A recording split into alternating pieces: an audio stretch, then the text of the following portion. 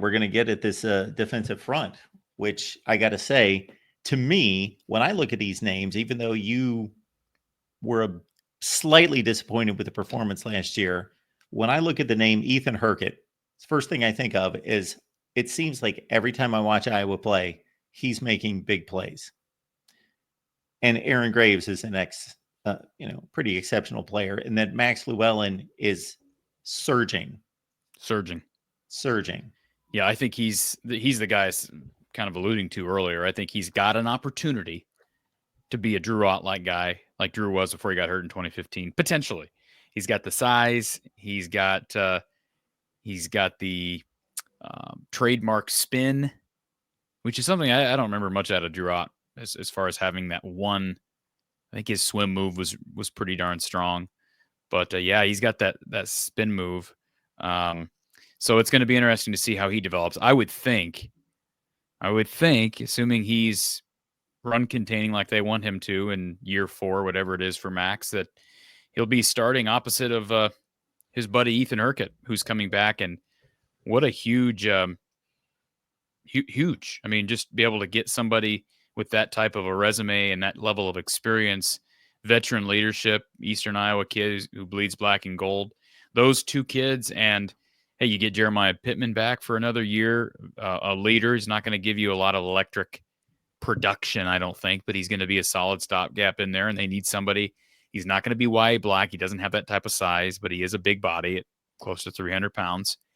And yeah, and then you get Aaron Graves, who I thought might test the NFL waters a little bit.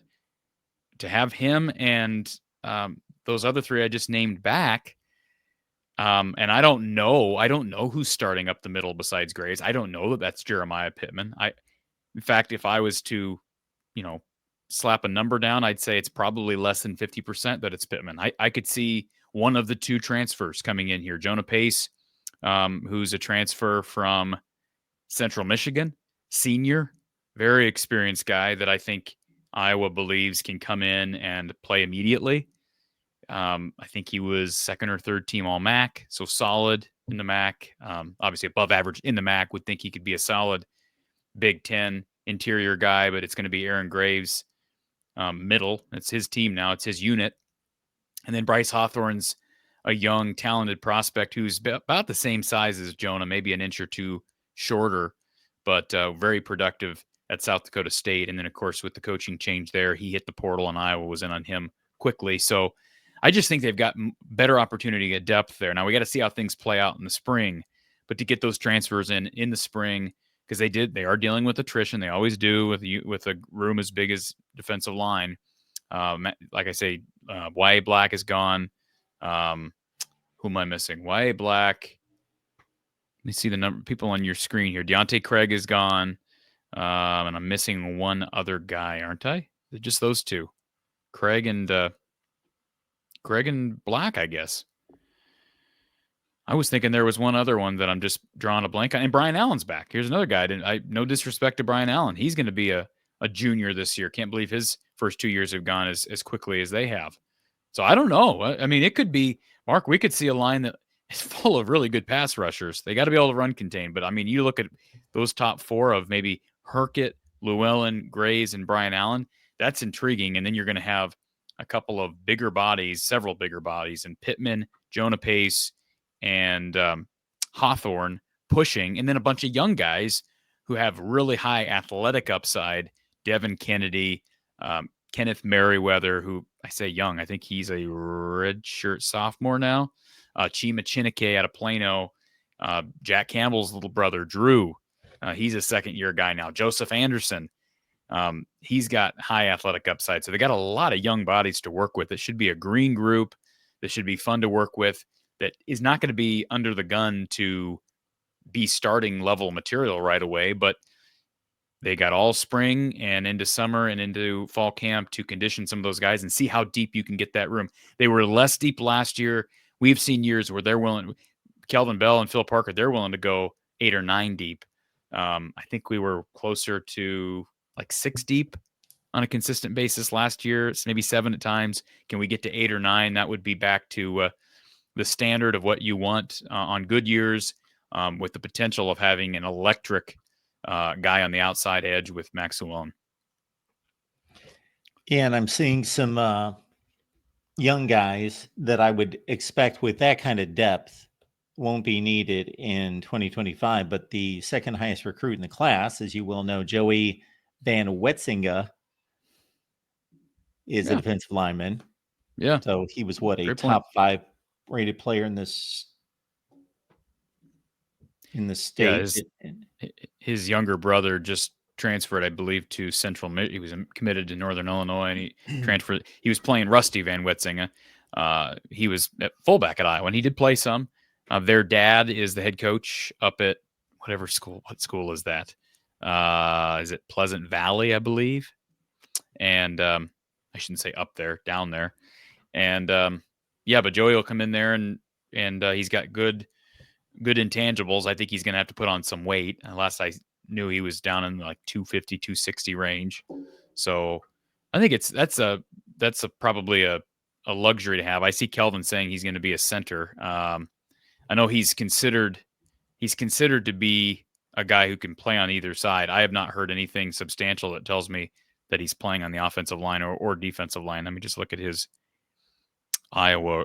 I guess he's not technically listed, and I'll grab this. And I have not had a conversation. I had a conversation with Rusty Senior over text or email a while back, but have not had Joey on the show. So that's one thing I want to be able to do. They do have him listed as let's see here. He's restarted.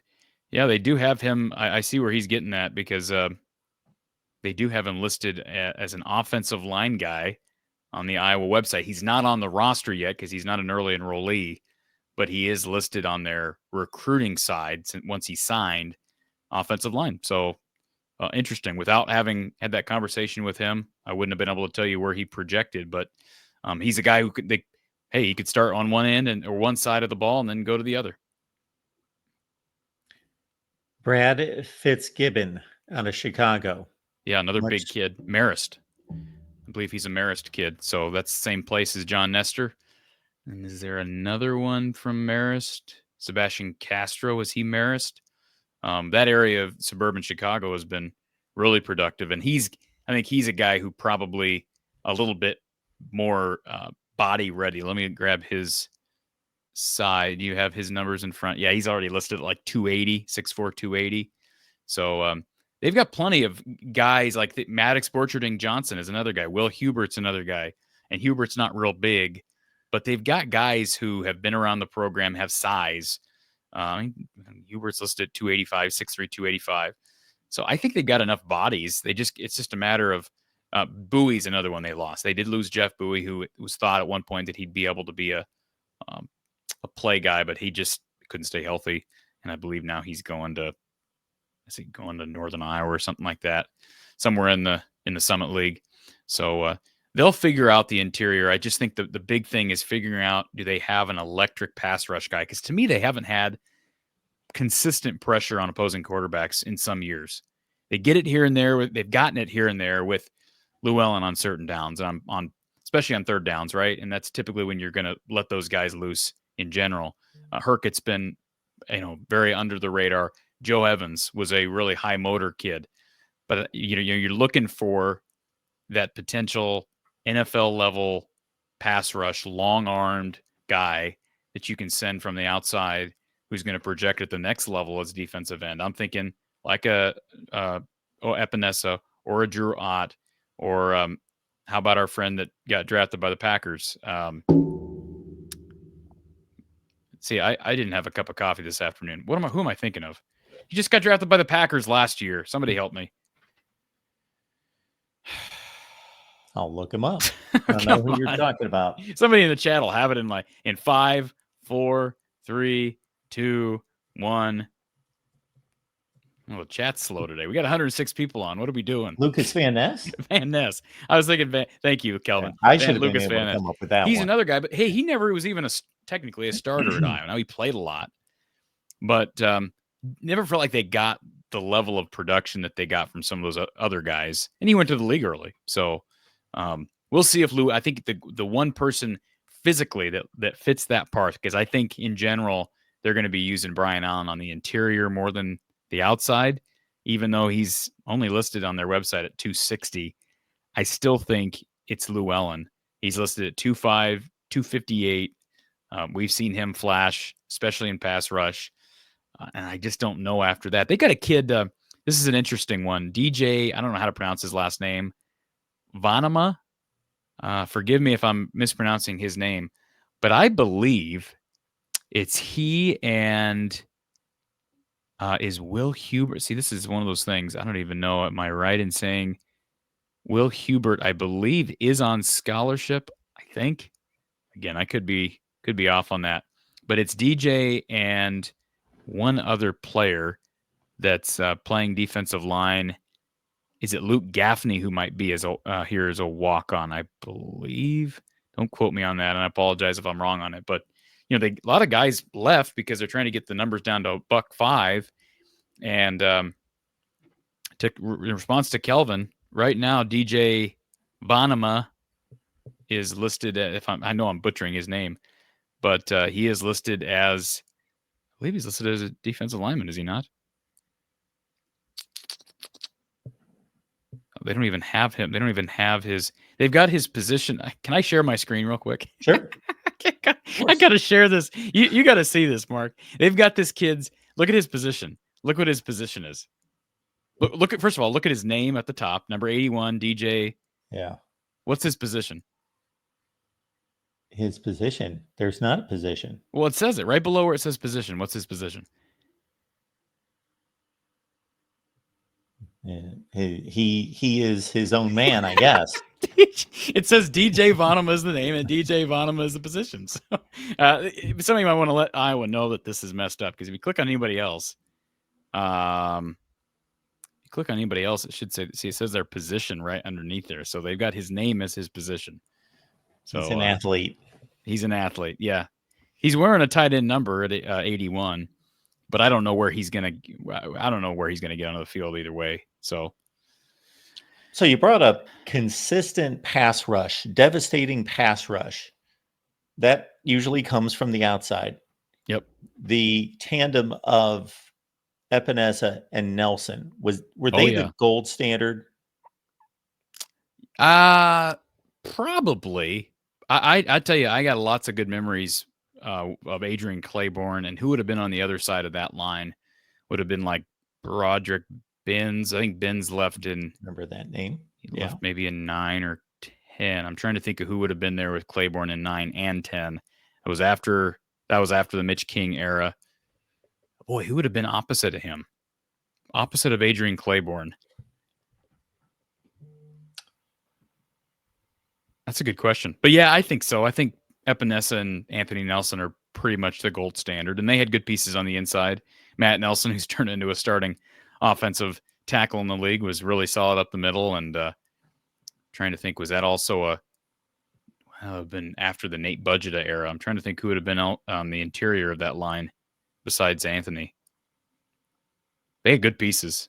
I think Nate Meyer, Drew Ott was a really good tandem. Nate Meyer was kind of like a Joe Evans, maybe not quite a high as a motor. It's just unfortunate that Drew couldn't stay healthy.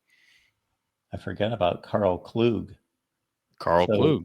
2000, that's 09 with Claiborne with 20 tackles for loss and 11 and a half sacks. And then there's Carl Klug. Yeah, so Broderick Benz would have been the other guy that I was trying to think of. Christian Ballard played a lot as well. This is 2009, correct? Not 10. Yes. Yeah, they lost quite a bit. And go to 10, would you? While you're there. 2010. Because they got Claiborne back. Who would have been the other way? I guess it was Klug. Okay, Klug was still there, and so was Ballard. Claiborne's stats just plummeted this year. 2010 was rough for a lot of people. I don't know that he played in 13 games. Yeah, he's one of those guys. He was better as a junior. I know he's a good pro. They actually brought a lot back. And then that was when Mike Daniels started. Remember Mike Daniels? His career started to take off, and he, from 11 to 12, he turned into a really good pro with the Packers. kind of blossomed once he got to the league, actually. Yeah. Because those are pretty pedestrian numbers there. I mean, 67 tackles on 11, 9 sacks. That's pretty solid, but he really blossomed once he got to the league. What about look up, now that we're going on this rabbit hole and we can move on after this. Yes, Chauncey Golston would be one of the guys that worked opposite of AJ Epinesa. I was going to say, look up Carl Davis. Carl Davis's stats at Iowa. Remember how big of a body he was? A lot of people compared Y.A. Black to Carl Davis. Why isn't it showing up? Carl Davis. There he is. What were his numbers like at Iowa? See, he's a guy, and he played in the league, but those numbers are really, I think, below. But again, he's an interior guy and ate up a lot of space.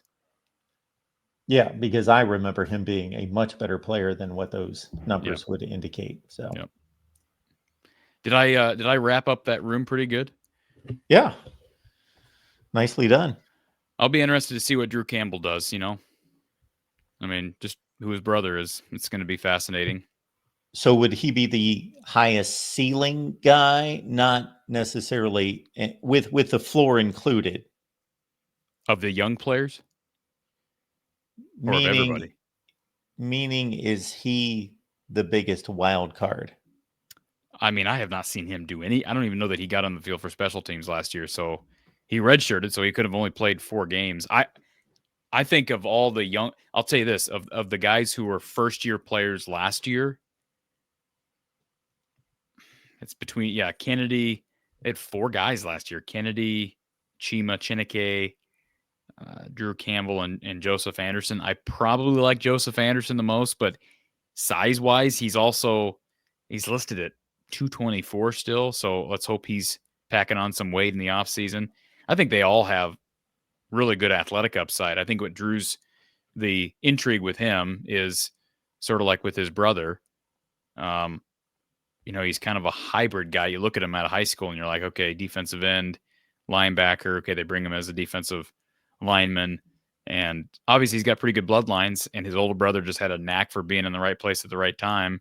He's a guy I could see scoring a touchdown in the Super Bowl someday if the Lions can figure out a way to get there, because he makes plays.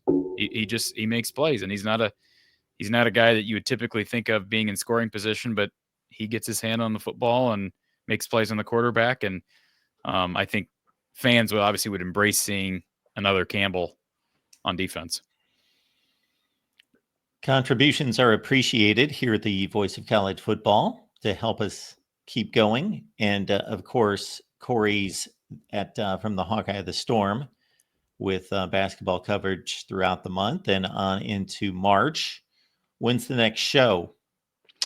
Got Rutgers men's post game tomorrow, and then we got women's post game Thursday. It's confusing me last night because pretty much in the tournament. Yeah, pretty much. They'd have to collapse. Now, if they lose to Rutgers Thursday, that would be bad. And that's a 10-win Rutgers team. They're coming into Carver.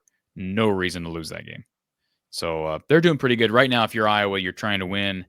If you can win, how many games do they have left? Like 5 or 6. If they can win every one but 1 or 2 and avoid losses to Rutgers or Wisconsin at home, either one of those games, just take care of business. You probably avoid being an 8 or a 9. But then I think the other thing is, can you avoid being a 7? That's going to be hard. They may have to win out to climb all the way to a 6 seed, because you don't want to play a 2 or 1 or a 2 in the second round, especially on the women's side, because you've got the UConns of the world at the top and the South Carolinas, the UCLAs. Iowa did beat USC already this year, but that was in Carver, and it's going to be hard to hold Juju Watkins down again. So Robert says Vonema is pronounced Vanami. Let me play it on my thing so I can hear it. DJ Vonami. Yeah, Vonami. Okay. Apparently he plays the position of DJ Vonami. Anyways. It's a new wrinkle in the defense. There's a couple guys that are listed that way. Kyle Girardi is also listed, or Kyler Girardi is also listed. His position is Kyler Girardi. Logan Jones's position is listed as Logan Jones. So they must be having a glitch in their system, or maybe they're just some clerical work. Maybe they've got applications that aren't being pursued by anybody. Yeah, I would think it's a glitch. Logan Jones has been on the team for how long? He still doesn't know what position And he's playing. Yeah. Position is still open. He started probably, 30 games? Yeah. Yeah. There's a luxury to get a guy back, especially with a new quarterback and new running back. I mean, just to be able to have that anchor up front on the offensive line. We'll talk about O-line one of these other shows.